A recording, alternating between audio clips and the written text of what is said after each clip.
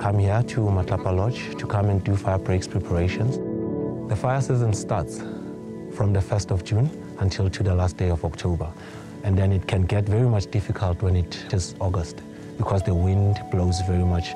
If the wind is blowing too much, the fire can spread very quickly, approximately 2 kilometers per minute, and then it only does that when it is unmonitored. The worst fires that we have came across around this area, it was in Yakbrod on top of the mountain. And then the fire was very wild in a way that it took 5 days to extinguish. And we had difficulties though to climb the mountain and climb down to get water from down there, and then go up again. Firefighters have to be fit. During fire season, the weather can just change and then the wind can just blow the fire towards you. If you are not fit enough, you won't outrun the fire. You will be burnt. If you're driving along the road and then you see a fire, you can call. It is very important for people to report veld fires because veld fires can go very quickly and they can damage places and kill our livestock.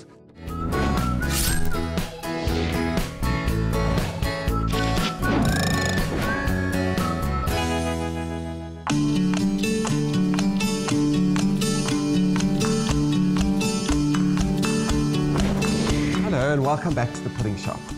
This week our in-season is a winter soup. I'm sure you all are feeling the cold right now, and we're using winter vegetables. We've got turnips, we've got carrots, we've got lovely celery, and some leeks, and some spring onions. So what I'm going to do is I'm going to show you a quick way to make some veg stock. Just to show you, take a bowl, put some water in there, and then once you peel, put your peels into this bowl, and you can, for instance, you can take the end of the celery, and that can go into your veg stock. You can take anything that comes off the vegetable. And now I'd recommend that you use a 15 to 20 litre soup pot. Every good household in South Africa has a soup pot. Our winters get a little out of hand here. And then you'll put that into the pot. You'll then cover it with water to just touching the top of the vegetables. You'll add some salt if you want to add salt. You'll add some garlic if you want to add garlic. For this exercise, I'm not going to add garlic. And then you'll cook this for about 45 minutes, not to overcook the peels or any of the veggies that are in the pot, and then we'll strain it. So now we have our veg stock. I've strained it already, and this is about 1 litre that I'm going to use for the soup recipe. For this recipe, to make about 6 portions of soup, you'd need 1 bag of carrots, 1 punnet of turnips, 1 punnet of leeks, 1 punnet of celery, and 1 punnet of your spring onions. Then you'll need 1.5 cups of red lentils, 1.5 cups of mixed green and brown lentils. I've got 2 tablespoons of cumin, 2 tablespoons of coriander. Then I like chili in the winter. Chili keeps away the flus. In a lot of eastern countries, they eat a lot of chili in winter times, and that keeps away that little bug that comes and bugs us all the time. Then I add some fresh coriander.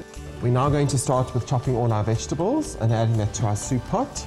So my recommendation for chopping is, because we're going to blend this in the food processor, they can be about a 3 centimeter chunky vegetable.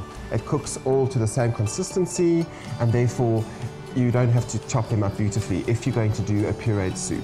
If you're going to make it a chunky one, you will then chop them into 1 centimeter blocks, just so that it looks pretty once you serve it. Bearing in mind that your fingers are going to go a little bit orange with the carrots. It's the beta-carotene in there. It's very good for you in the winter.